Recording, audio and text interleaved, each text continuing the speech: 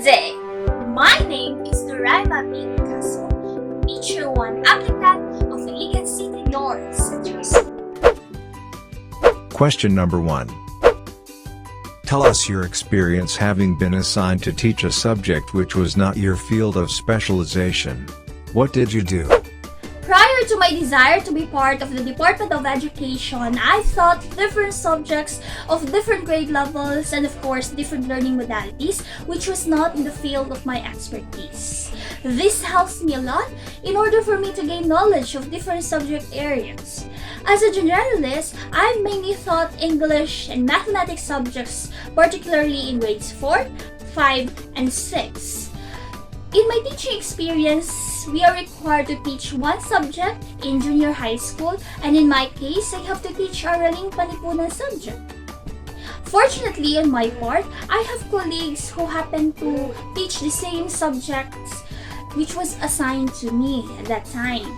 So, what I always do is I go to them and ask them some topics that I am not familiar of, and if they are not around, I have to look for answers online.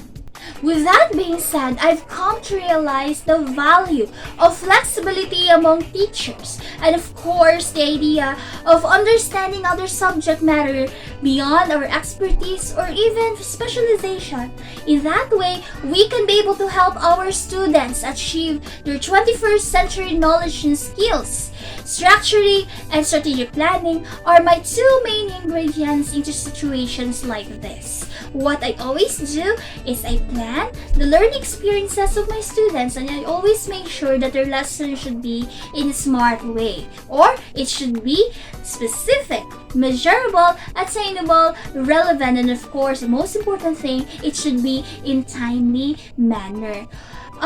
What I always do is that I highlight the main points of the lessons, and I have to make sure that they will be able to answer their learning modules, their activity sheets, and the most important thing is that they will be able to apply it in their daily life situations. I always kept in mind that teaching isn't about a matter of expertise, but of determination. Once we are determined, I know that as a facilitator of learning and knowledge and skills, and of course as a teacher and educator, we will be able to come out with our goal. And our goal should be to justify that children will never be left behind, even in times of pandemic. Question number 2. Tell me about an instance when you were asked to leave your class to attend a very important meeting. What did you do to ensure orderliness in the classroom even you were not around? Based on my experience, I would make my house rules clear and concise to everybody, especially for my students. In that way, my students would know what are those things that I expected them to do, whether I am not around or not. If I'm not around, then I will be able to give my students an activity that is related to the lessons we have been able to discuss. And that activity will be submitted in a given specific time.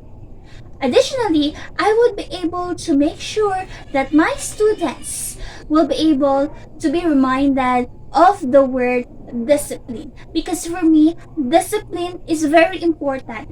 For me, discipline has something to do with facilitating learning and of course to foster better relationship with one another in a sense of belongingness with the characteristics of connectivity, understanding with one another.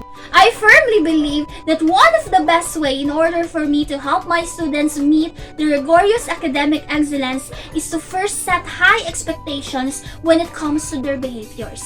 In that way, they will eventually become more self-directed, and of course, they will be able to value the word discipline and apply it in their daily life situations. Furthermore, I will be able to have someone or a certain person look and watch over them while I am away to ensure that they are safe. Question number 3. Based on your previous employment, tell us your involvement creating positive relationship with your co-employees. My working relationship and involvement with my previous coworkers helped me grow in my teaching career. In my last role as the leader of the Parent-Teacher Alliance, I had the pleasure and of course the opportunity working with brilliant teachers who were talented at what they do. With my first year of my previous employment, I created meaningful bond with all of them because for me that is very important. For me, creating positive relationship with my co-employees tend to have 3 ingredients. These are trust, respect, and of course, open communication. With that being said, I quickly understood what role each of us had in our team as teachers. For instance, I was in charge of getting their support we needed from our students' parents. On the other hand, my colleagues were trying to come up with better ways to serve the students and of course to meet the expectations of the students' parents. So I've come to realize that when we openly communicate with one another, we were able to be more collaborative and produce better results.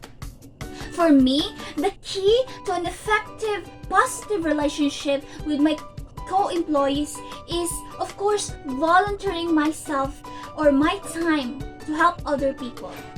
It is a dream come true when passion meets work. I derive a lot of pride and satisfaction working that aims to make a difference in the lives of the students and of course in the lives of my co-employees. Thank you so much for making time to listen to my interview clip. I am thrilled about the prospect of working in this position and finally being able to be part of the Department of Education. Once again, this is Narama B. Picasso, Teacher 1 applicant